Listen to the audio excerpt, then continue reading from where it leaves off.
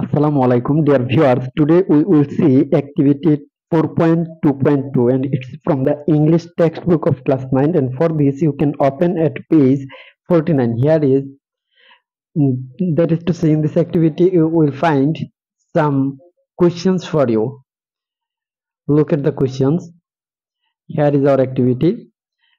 Now look at the matching in activity 4.2.1 and discuss the following questions in pairs or groups. Later, share your answers with the class. অর্থাৎ activity 4.2.1 দেওয়া matching activity দেখতে হবে, তারপর জোড়ায় বা দলে নিচের প্রশ্নগুলো আলোচনা করো, পরে শ্রেণীতে তোমার উত্তরগুলো শেয়ার করো। দেখি আমরা প্রশ্নগুলো কি আছে। এতে every statement has its own tone, do you agree? If yes, why?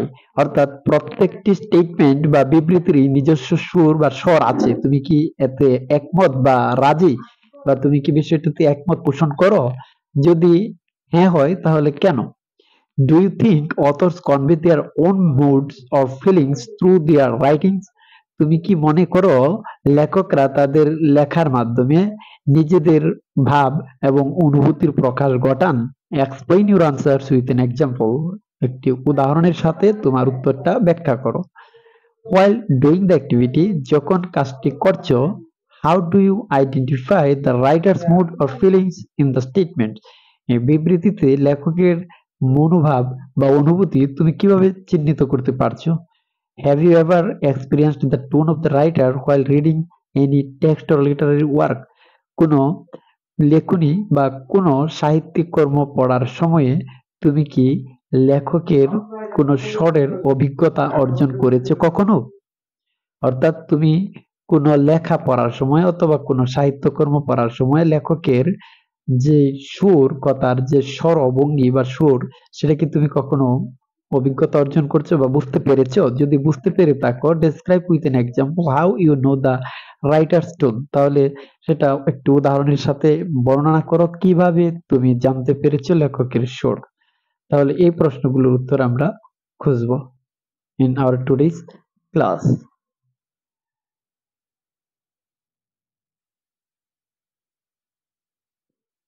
Answer question A.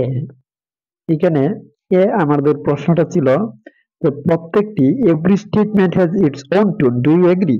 প্রত্যেকটি স্টেটমেন্ট বা বিবৃতির একটি নিজস্ব সুর আছে, তুমি কি সেটা মানো বা তুমি কি এই বিষয়ে একমত? If yes, why? তাহলে আমরা এই প্রশ্নের উত্তরে বলছি ইয়েস আই এগ্রি, হ্যাঁ আমি এই বিষয়টিতে একমত। I think every statement has its own tone, whether it's spoken or written. আমি মনে করি প্রত্যেকটি বিবৃতির একটি নিজস্ব স্বর আছে, হোক সেটা লিখিত অথবা বলা, মৌখিক বা লিখিত যেটাই হোক। Because every statement conveys a special tone of message or attitude of a writer or speaker. কারণ প্রত্যেকটি স্টেটমেন্টেই লেখকের বা বক্তার একটা মেসেজ অর্থাৎ বার্তা বা দৃষ্টিভঙ্গি বহন করে, একটা বিশেষ বার্তা বা বিশেষ দৃষ্টিভঙ্গি বহন করে। তারপরে প্রশ্ন ছিল আমাদের, do you think authors convey their own moods or feelings through their writing? তুমি কি মনে করো লেখকরা তাদের লেখার মাধ্যমে তাদের নিজস্ব মনোভাব বা অনুভূতির প্রকাশ ঘটান?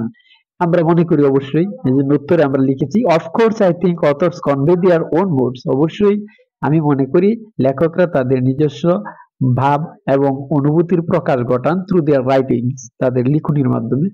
when they describe a scene or character, যখন তারা কোনো দৃশ্য বা কোনো চরিত্রকে বর্ণনা করে, the choice of words and the overall atmosphere can reveal their mood, তখন তাদের শব্দচয়ন এবং সার্বিক আবহ তাদের ভাবকে প্রকাশ করে, এবং সার্বিক আবহ বা সার্বিক পরিস্থিতিটাই তাদের যে মনোভাব সেটা প্রকাশ করে। আমাদের সি প্রশ্নটা ছিল while doing the activity, এই অ্যাক্টিভিটি করার সময় how do you identify the writer's mood or feelings in the statement? তুমি বিবৃতিতে লেখকের মনোভাব বা অনুভূতি কিভাবে চিহ্নিত করতে পারো? এটার উত্তরে আমরা লিখলাম I think choice of word is a vital thing here. আমি মনে করি এখানে শব্দ চয়ন একটা গুরুত্বপূর্ণ ব্যাপার। Some words evoke a special emotion within us. কিছু কিছু শব্দ আমাদের মাঝে একটা বিশেষ অনুভূতি জাগ্রত করে, জাগিয়ে দেয়। and if we pay attention to them, এবং যদি আমরা সেগুলোর দিকে লক্ষ্য করি, সেগুলোর দিকে মনোযোগ দেই, we can get a sense of the writer's mood, আমরা এক্ষেত্রে লেখকের মুড বা মনোভাব বুঝতে পারি। ফর এক্সাম্পল, উদাহরণস্বরূপ, the phrase fluffy white clouds in the statement gives us a description of the weather।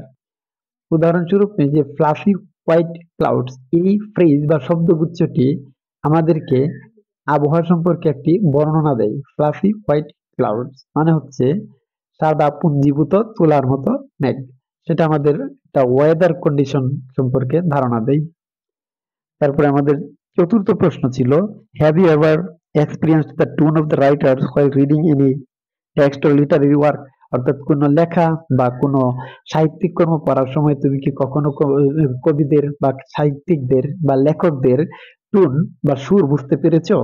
এই প্রশ্নের উত্তরে আমরা বললাম, yes, I have experienced the tone of the writers while reading a literary text. হ্যাঁ, আমি যখন Literary text বা সাহিত্যিক কর্ম পড়ি তখন আমি লেখকের টোন বুঝতে পেরেছি বা টোনের অভিজ্ঞতা নিয়েছি। ফর এক্সাম্পল, উদাহরণস্বরূপ, in the poem crossing the bar, crossing the bar কবিতায় দ্য পোয়েট সেইজ ইন